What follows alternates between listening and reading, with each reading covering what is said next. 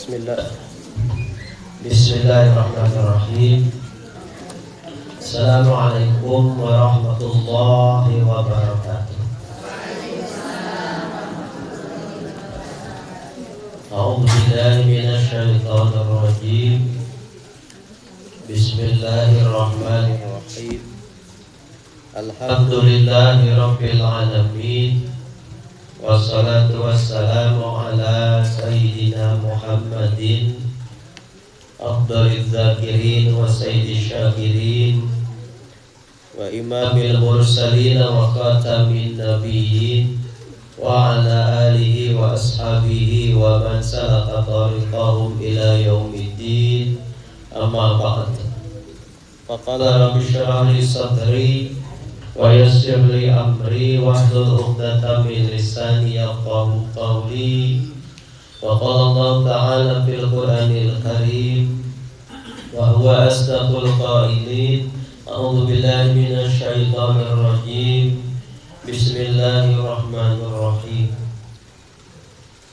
Wa idza sa'alaka 'ibadi 'anni fa inni qarib ujibu da'watad da'i idza da'ani falyastajibu li wal yu'minu bi la'allahum yarshudun. Wa qala Rasulullah sallallahu alaihi wasallam, man lam yas'alillaha yaghdab alaihi. Sadaqallahul azim wa sadaqa rasuluhu al-habibul karim wa nahnu ala dzalika minasyahidin wasyakirin. Walhamdulillahi rabbil alamin. Kita bersyukur kepada Allah Subhanahu wa ta'ala. Hari ini masih diberi kesempatan oleh Allah Subhanahu wa ta'ala untuk melanjutkan perjalanan kita menuju Allah Subhanahu wa ta'ala dengan nikmat iman Islam, juga nikmat-nikmat yang lain, nikmat sehat ataupun nikmat sakit. Nikmat sehat kita syukuri, nikmat sakit juga kita syukuri, sambil terus memohon kepada Allah diberikan kekuatan iman dan Islam kita. Termasuk di pagi hari ini kita bersyukur kepada Allah masih diberi kekuatan dua kaki kita untuk melangkahkan ke majlis ilmu ini. Mudah-mudahan langkah kaki kita ke majlis ini adalah isyarat langkah kaki kita menuju surga Allah Subhanahu wa ta'ala. Amin ya Allah ya rabbal alamin. Salawat dan salam semoga senantiasa Allah limpahkan kepada junjungan kita, pemimpin kita dunia dan akhirat, Habibana wa Nabiyana wa Maulana Muhammad sallallahu alaihi wasallam, keluarganya, para sahabatnya, dan kita sekalian umatnya sampai hari kiamat. Jamaah yang dirahmati Allah Subhanahu wa ta'ala, mudah-mudahan semuanya senantiasa dikuatkan oleh Allah Subhanahu wa ta'ala iman Islamnya, hidayah dan taufiknya, diberi kecukupan rezeki, diberi kesabaran dalam menghadapi setiap cobaan dan musibah dari Allah Subhanahu wa ta'ala, dan istiqomah di jalan taat kepada Allah Subhanahu wa ta'ala. Amin ya Allah ya rabbal alamin. Kita awali taklim kita pagi hari ini seperti biasa dengan menyebutkan zikir Asmaul Husna. A'udzu billahi minasyaitonir rajim. Bismillahirrahmanirrahim.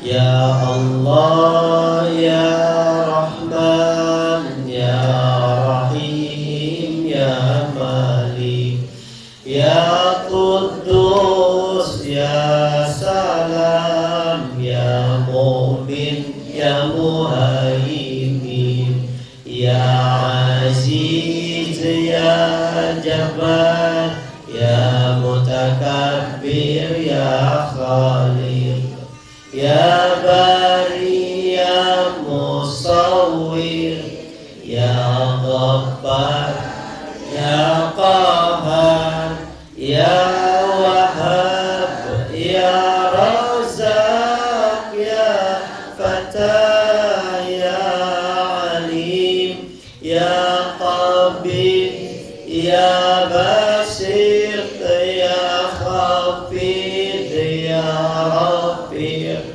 Ya Mu'iz, Ya Muzil, Ya Sami, Ya Basir, Ya Hakam, Ya Adil, Ya Latif, Ya Khabir, Ya Halim, Ya Azim, Ya Ghafur, Ya Syakur, Ya Ali, Ya Kabir, Ya Hafid, Ya Muqim, Ya Hasib, Ya Jalil, Ya Karim, Ya Raqib, Ya Mujib, Ya Wasi', Ya Hakim, Ya Wadud, Ya Majid, Ya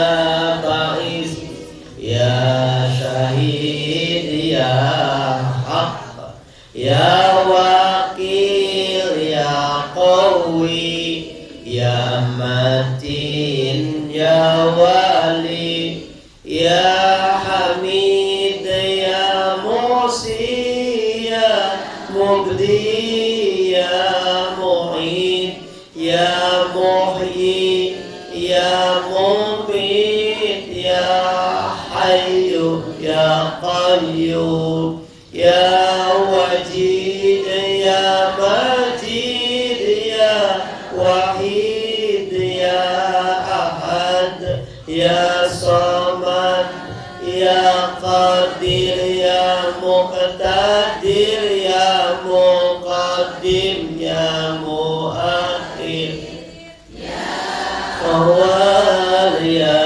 Akhir, Ya Zahir, Ya Batin, Ya Wali, Ya Muta'ali, Ya Bar, Ya Tawwab,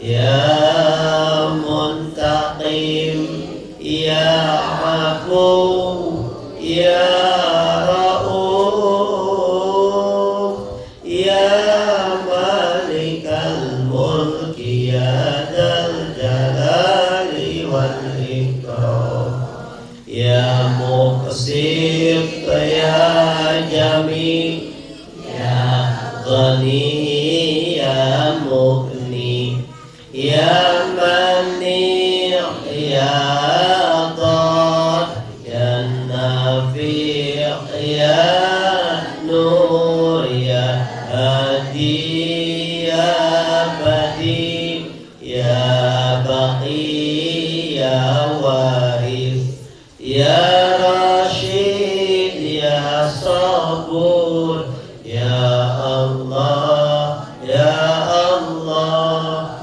Ya Allah. Alhamdulillahirabbil alamin. Di pagi hari ini kita akan melanjutkan kajian kitab Ad-Da' wa Dawa, obat dan penyakitnya, penyakit dan obatnya. Ad-Da' wa Dawa, setiap penyakit ada obatnya. Kitab ini Ibnu Qayyim Al-Jauziyah rahimahullah ta'ala dalam kitab ini bukan hanya membahas tentang penyakit fisik, tetapi konsentrasinya lebih banyak di penyakit batin. Karena beliau juga adalah dokter medis Islam ya, yang mengarang kitab At-Tibbun Nabawi, mengarang kitab Tibbun Nabawi, pengobatan Nabi Muhammad SAW. Ada bekam, ada fasdu, ada al-kai. Fasdu itu seperti donor darah, jadi diambil di pembuluh pena kita. Yang kelihatan biru-biru itu ditusuk, nanti darahnya mancar. Kalau bekam ngambil darah di bawah permukaan kulit, di luar pembuluh darah. Kalau pastu di dalam pembuluh darah. Pastu itu dulu, kalau sekarang donor darah. Donor darah itu bagus kalau rutin, kita rutin donor darah. Tapi kalau donor darah itu ada syarat dan kriterianya. Jangan ada penyakit, tidak asam urat, kolesterol. Kan darah dibikin ke batur, yang dibikin kolesterol ke batur, bikin asam urat ke batur, bikin hipertensi ke batur. Darahnya harus bagus, harus baik. Nanti dinetralisir lagi oleh kedokteran, baru setelah itu di kantong-kantong, nah baru didistribusikan darah itu. Darah itu bagus.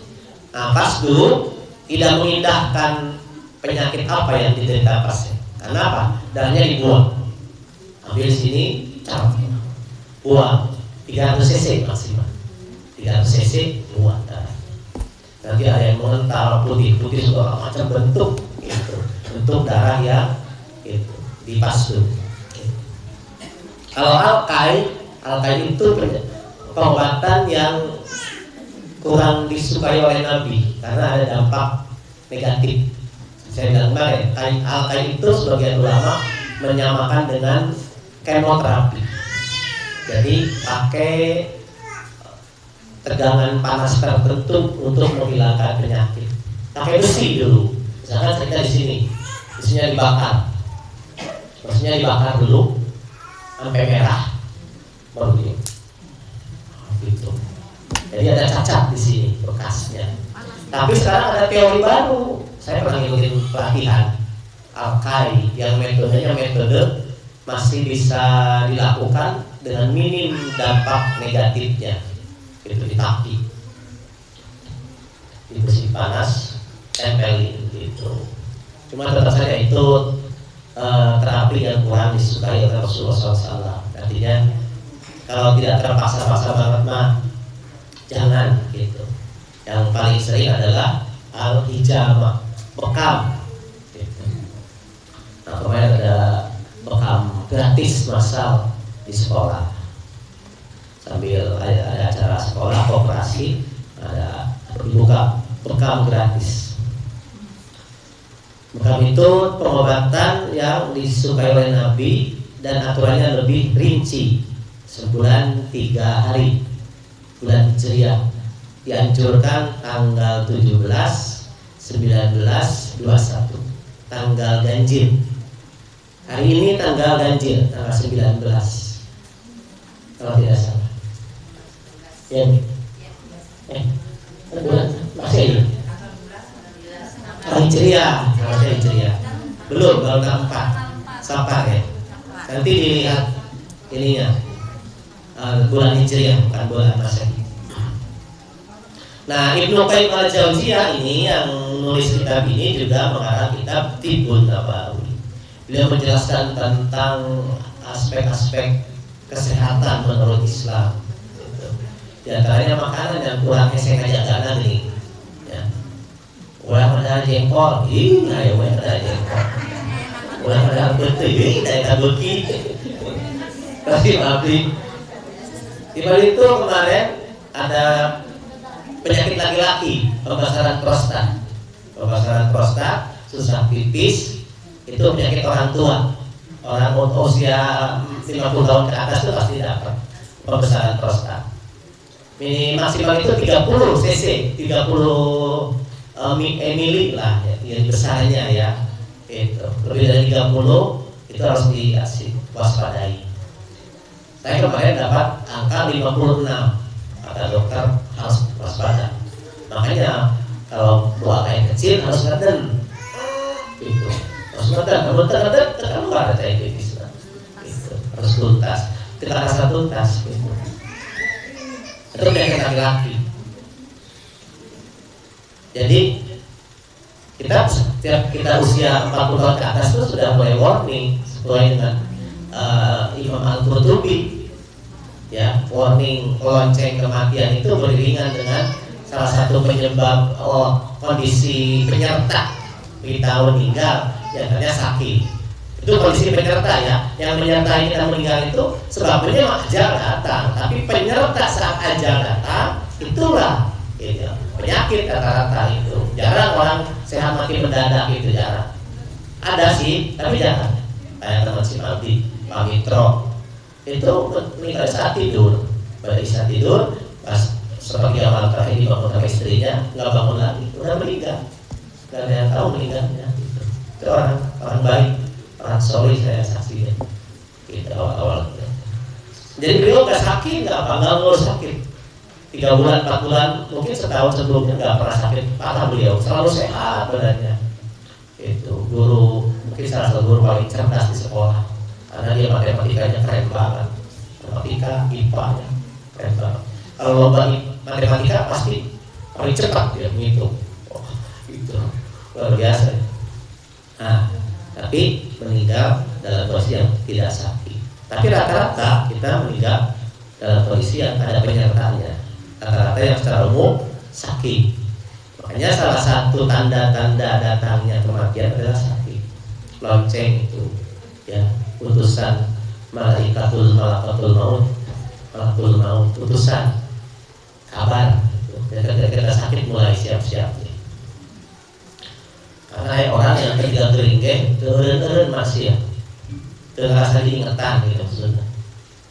Ya, itu khawatir kita dalam kondisi yang tidak sesuai dengan harapan.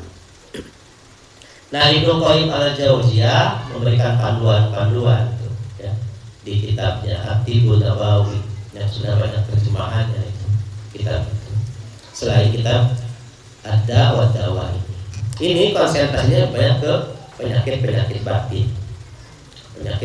batin, ya, yang dibahas oleh beliau di kitabnya sebagiannya itu.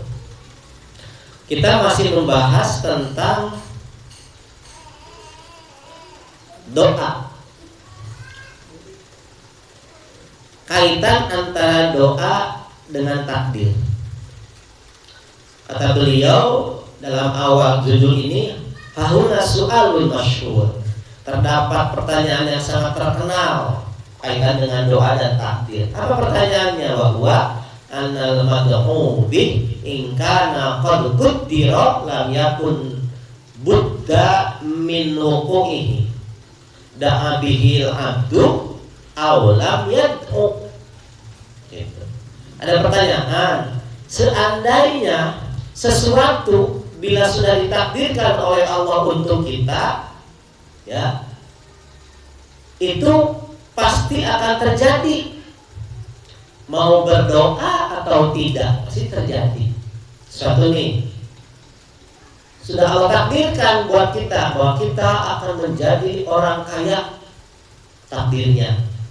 Nah, itu berdoa minta kaya ataupun tidak, pasti kita akan jadi orang kaya. Itu satu konsepnya.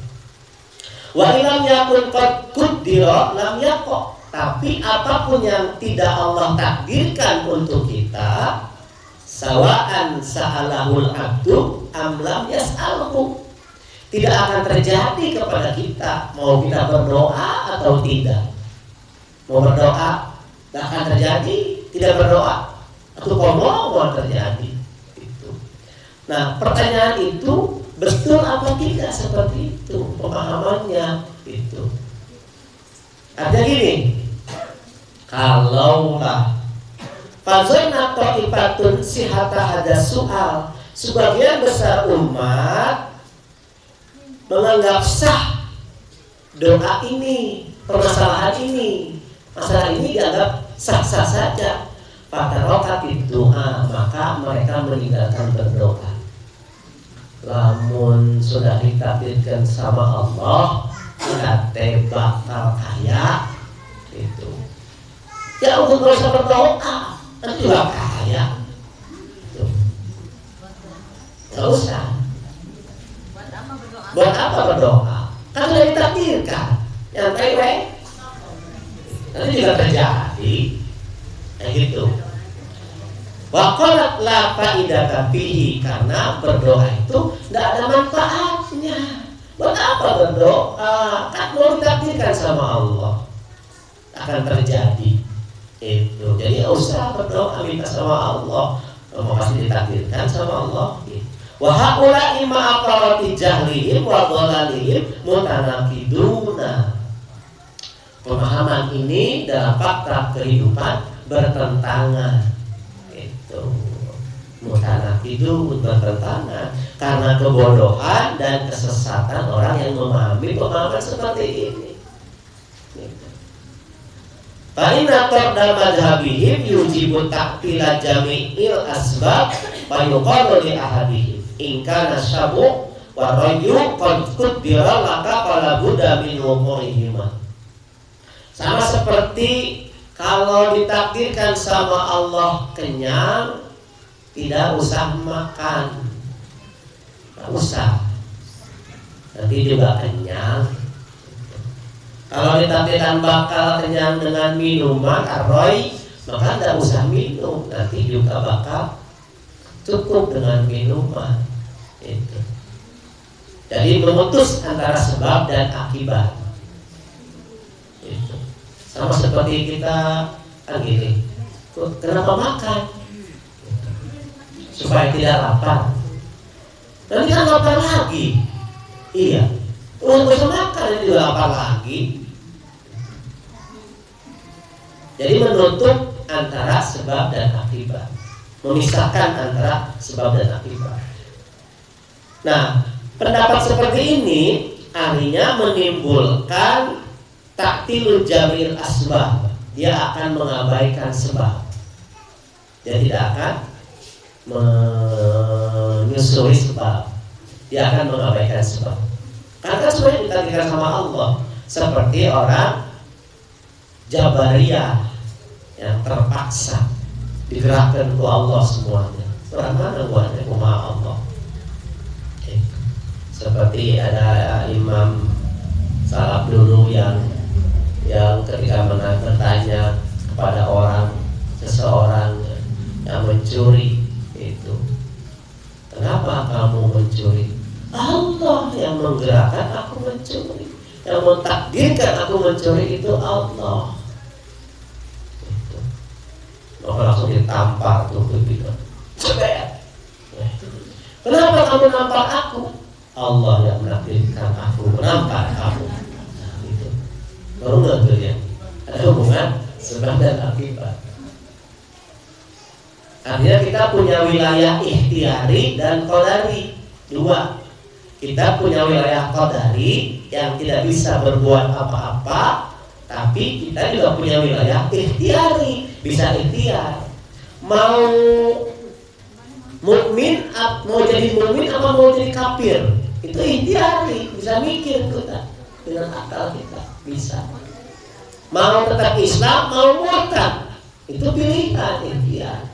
Lain semata-mata Allah takdirkan jadi kafir gitu. Kenapa? Itulah penting, perlunya akal. Yufariqu bainal haq wal batil, untuk membedakan hak dan batil. Dikasih akal ini. Hanya akal kalau berdiri sendiri tidak selalu bisa memahami permasalahan hidup, menentukan baik dan buruk. Belum bisa akal. Kalau full nggak bisa. Harus akal dibimbing wahyu, Al-Quran dan hadis. Perlulah Rasul kita. Kalau akal semata nggak bisa menentukan baik dan buruk.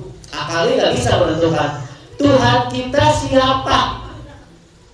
Nggak bisa tanpa wahyu. Akal nggak bisa. Mengapa orang-orang dulu menyembah animisme, dinamisme, menyembah matahari segala macam? Karena semata-mata akal yang digunakan untuk mencari Allah. Kalau kayak Nabi Ibrahim dalam Al-Quran ada bintang, ini Tuhan, tinggi sekali, susah dijangkau. Besoknya lagi ada bulan, ini lebih besar, ini Tuhannya.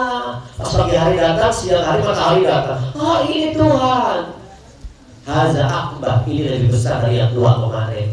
Tapi ketika matahari tergelam sore hari, Nabi Ibrahim berpikir, masa Tuhan langit, masa absen, gimana dia ngurus alam semesta kalau dia hilang? Gimana membersamai kita? Maka mikir, Lebih baik. Kesimpulannya ada zat di luar alam semesta ini yang menciptakan alam semesta. Barulah ketemu, barulah karena calon nabi Allah langsung memperkenalkan, akulah Tuhanmu. Itu. Tapi kalau tanpa bimbingan, sampai sekarang masih ada orang yang animisme dinamisme, percaya roh nenek moyang, ya. Karena akalnya apa? Nggak dibimbing Al-Quran, hadis, nggak dibimbing wahyu sama sekarang. Kenapa orang-orang Barat mengatakan zina itu sah-sah saja, saling menguntungkan? Asalnya gini, laki ngeuna, awena ngeuna, awas sama-sama hayang mah, selesai hubungan bisa, nggak ada masalah, kan saling menguntungkan. Itu karena akal yang digunakan untuk menilai. Tapi kalau pakai Al-Quran, jelas kita azani wazan, azani atau azani fajlidu. Kata korban zina innahu kana fahisyatan wa sa'a sabila. Jelas zina itu perbuatan keji, mungkar, menjijikkan. Itu pakai wahyu. Jadi nggak setiap dengan akal bisa menilai baik dan buruk tanpa wahyu. Hidup kita juga kalau dengan akal nggak bisa. Sesuai hidayah dan taufik nggak bisa. Karena akal doang yang dipakai. Kenapa kita maaf ya? Memutuskan untuk pinjol, pinjaman online atau bank emok, bank sila, bank normal itu mah. Karena akal kita nggak bisa nilai dengan normal, nggak ada bimbingan Al-Quran dan hadis, energinya kurang untuk langsung ini dosa, nggak ada. Yang ada itu kebutuhan segala macam, konsumeristis dan sebagainya. Kayak gitu, itu yang ada di otak kita tuh. Bukan Al-Quran dan hadis yang ada di kepala kita. Itu yang menentukan hidup orang. Kenapa menentukan dia mengambil sikap harus pinjol? Itu ya. Jadi akal harus dibimbing wahyu. Tidak bisa. Sama dalam rumah tangga juga. Kenapa hidup kita harus dibimbing Al-Quran dan hadis? Sikap istri ke suami, suami ke istri, bagaimana sikap? Itu ada panduannya. Kalau pakai akal adalah kita yang menentukan hukum. Mudah-mudahan sakit pelitan liwe. Menurut kita itu menurut akal. Itu. Atau kumaha we orang ngambil sikap-sikap yang kita yang memutuskan sendiri dengan akal-akal kita. Jadi namanya akal-akalan. Bukan akal dibimbing wahyu. Makanya porsi antara doa dengan takdir nanti ada pembagiannya. Seperti yang sudah pernah kita bahas, yang masuk ke wilayah materi tawakal, doa, ikhtiar, tawakal. Itu ada sebab akibat yang harus ditempuh. Menurut Ibnu Qayyim al-Jauziyah, ya, berbahaya kalau orang memahami seperti tadi pemahamannya, yang sudah ditakdirkan ya sudah yakini ditakdirkan, nggak usah berusaha, nanti juga akan terjadi. Itu apalagi kalau kita membaca ini, wa ma min dabatil fil ardi illa 'ala Allahi rizquha. Tidak semata-mata makhluk melata yang Allah ciptakan di muka bumi kecuali ada rezekinya. Jelas itu, ada rezekinya. Oh, berapa sendiri rezekinya ku Allah, berapa cicing we di imah kayak nyamperkeun. Bener kan? Benar memang kalau rezekinya sinkron, tapi jalurnya jalur yang harus diharmoniskan. Seperti Imam Syafi'i sampai Imam Malik kan berbeda pendapat. Kata Imam Malik, kalaupun kita tidak berusaha akan dapat rezeki sesuai dengan janji Allah, wa ma min dabatin fil ardi illa Allahu rizquha. Kata Imam Syafi'i, tidak bisa Imam, harus berusaha dulu kita baru dapat rezeki. Kalau diartikan rezeki itu ada sesuatu yang harus kita bisa nikmati gitu. Oh iya, boleh. Ini untuk mensinkron dua pendapat, tidak ada yang salah, tapi jangan lepas gitu maksudnya. Ditampilkan kisah ini dalam sejarah ya. Imam Syafi'i pulang di jalan melihat ada tukang buah yang rodanya bermasalah, kemudian dia perbaiki, boleh aku bantu dia perbaiki. Kemudian setelah selesai, betul, diberilah upah buah. Ini buah untukmu telah membantu aku. Langsung dosa itu benar. Usaha dulu, aku dapat buah. Aku kalau nggak berusaha nggak dapat buah. Berusaha membantu si tukang buah itu. Maka dia tergopoh-gopoh Imam Syafi'i ke Imam Malik. Assalamualaikum Imam, aku betul, aku yang betul. Kenapa? Aku sudah berusaha tadi tukang buah yang roda pedatinya bermasalah, aku bantuin. Terus aku dikasih buah, nih buahnya. Kata Imam Malik, ya aku dari tadi diam saja dan engkau sini membawa buah buat aku. Gitu. Ya, tahu ya? Itu Imam Syafi'i berusaha dengan membantu si tukang buah itu. Imam Malik enggak, dari diam aja gitu. Tiba-tiba datang Imam Syafi'i bawa buah, langsung makan berdua, dua-duanya makan buah itu.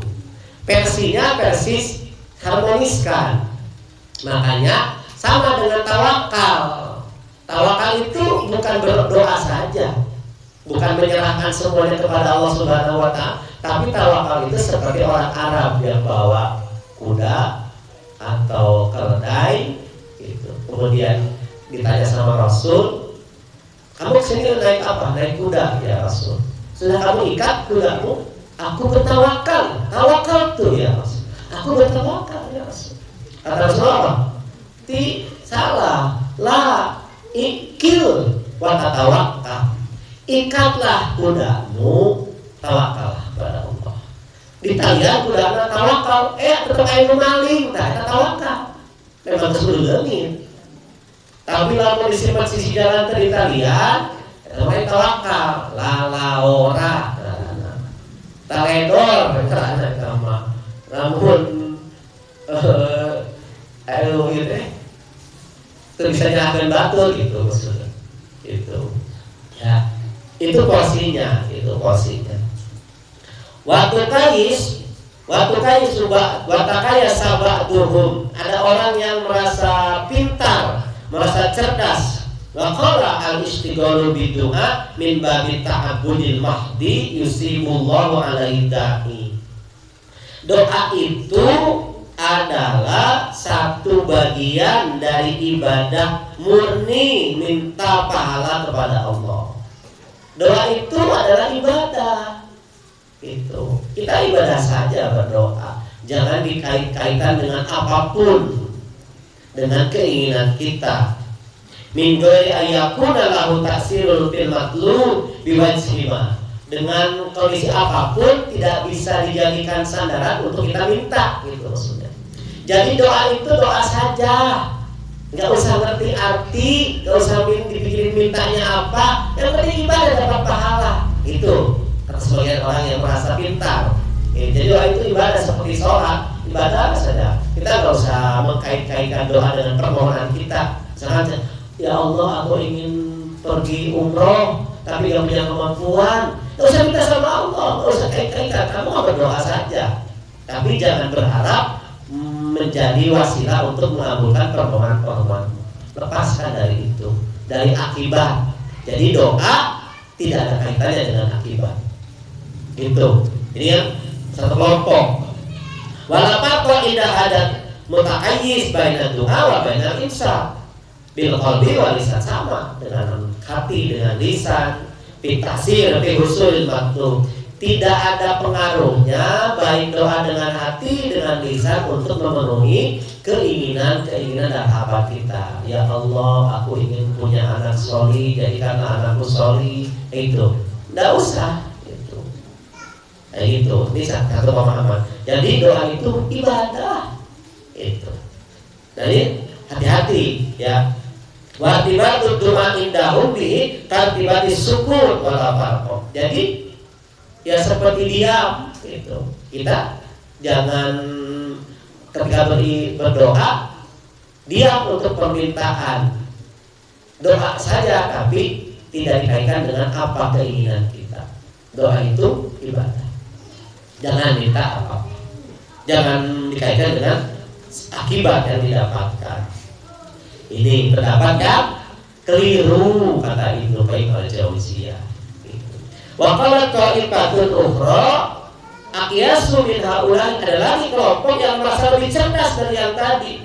Bal du'a alamatun mujarradatun nusibuha alamatun mujarradatun nasabahallahu subhanahu wa ta'ala amaratan ala qadril hajah. Satu orang lagi mengatakan doa itu adalah isyarat bahwa seseorang dipenuhi kebutuhannya. Jadi kalau orang berdoa akan dipenuhi kebutuhannya. Itu. Dia melepaskan diri dari ibadah, tapi mengkaitkan dengan tujuan-tujuan apa. Jadi kalau kita berdoa akan dipenuhi hajat kita oleh Allah Subhanahu wa ta'ala. Jadi berbeda dengan pendapat yang pertama tadi. Famata waffaqallahu al-'abda lid-du'a kana zalika alamatun lahu wa amaratun ala anna hajatahu qadin. Betul. Ketika Allah sudah memberikan petunjuk supaya si hamba itu berdoa, maka itu ciri-ciri kebutuhan si hamba itu akan dipenuhi. Tidak ada kaitannya dengan ibadah. Itu ada dua, ya. Pahami ya pemahamannya itu. Dua-duanya ini kurang tepat menurut Ibnu Qayyim al-Jauziyah. Yang tepat bagaimana? Yang tepat wasawab anahuna kisman salisan. Ada tiga contoh, tiga kelompok yang harus ada, kelompok ketiga yang memberikan pemahaman bahwa anahadzal maqdur qudira bi asbab. Semua hal yang ada di alam semesta ini yang terjadi itu atas takdir Allah sebabnya. Apapun secara hukum itu, apapun. Dasar pertama, mun urang cicing wae ya hayang dahar, kira-kira mun dahareun moal mah cicing lagi masa buktikeun enggak akan. Ada sebabnya kita bisa kenyang, harus berusaha. Itu beda dengan di surga. Dunia itu bukan surga, jadi harus berusaha. Kalau cicing wae pasti mau dapat apa.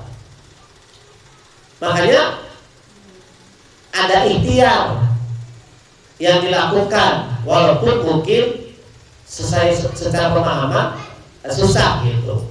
Seperti cacak.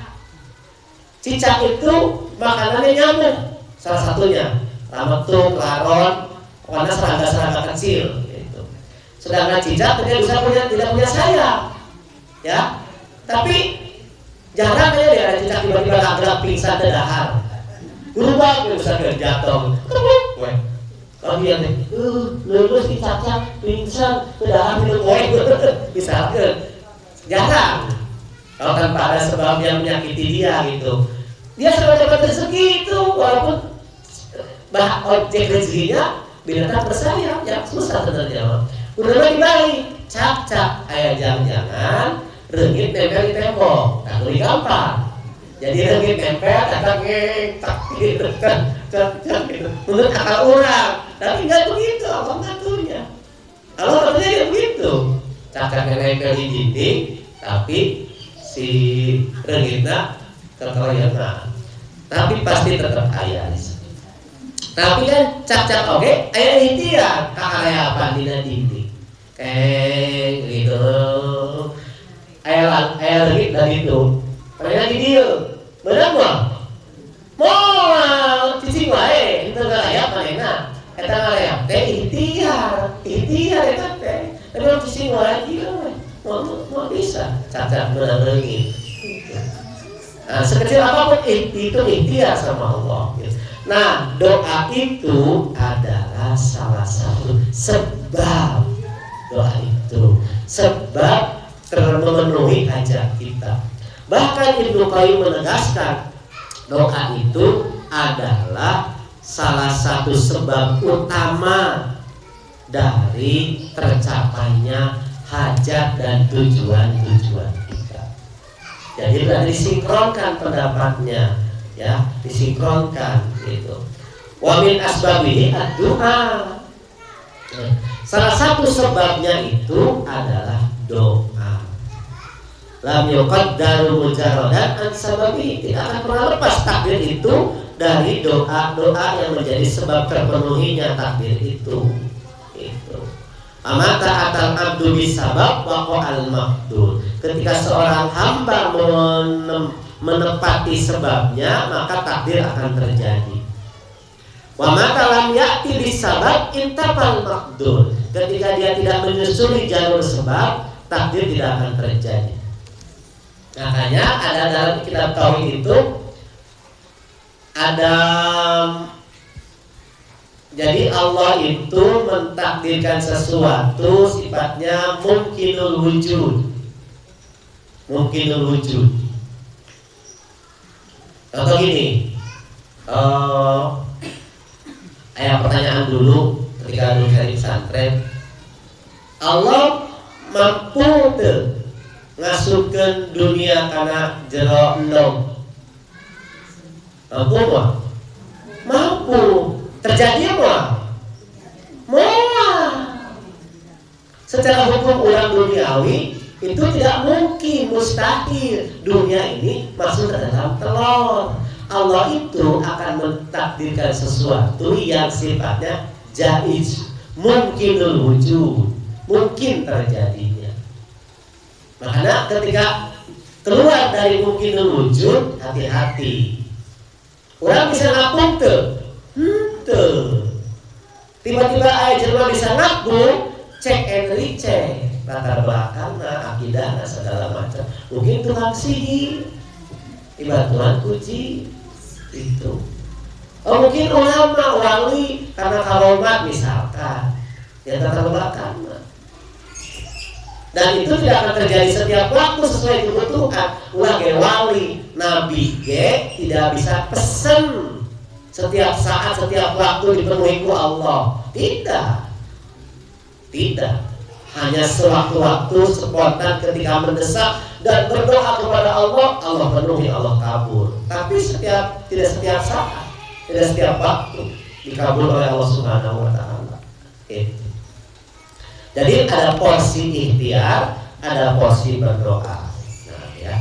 Ini materinya belum selesai. Agak mengasah otak kita nih, ya.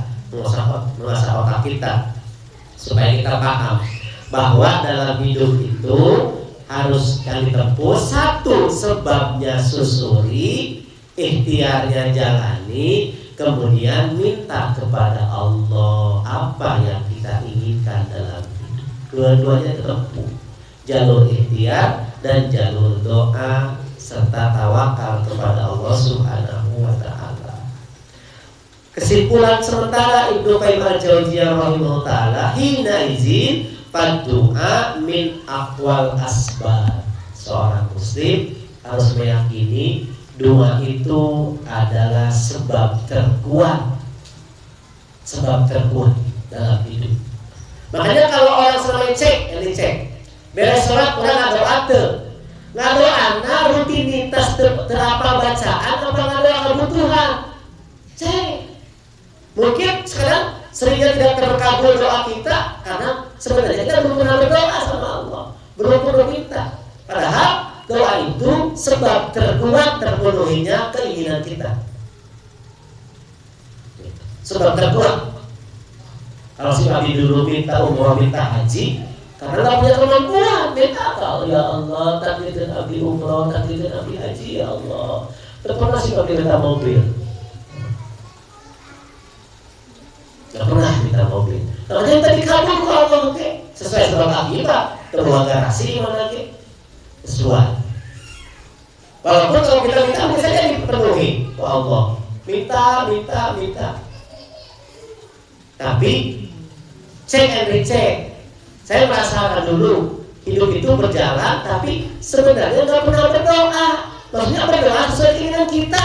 Kita teh pengen apa sama Allah, ya nate. Masalah hidup orang teh naon sebenarnya. Pernah nggak doa khusus gitu. Ya Allah, abdi teh Gusti, ayeuna teh butuh iya. Lalu atuh pada sholat. Asalan teu dah. Jarang.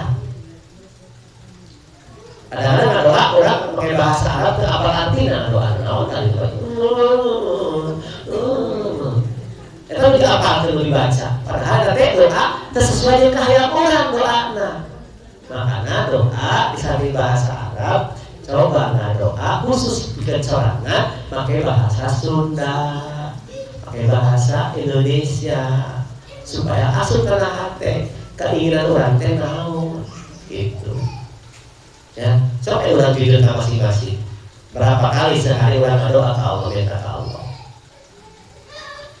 eta nu penting jadinya min aqwa asbab doa teh sebab terkuat dalam memenuhi keinginan harapan-harapan kita.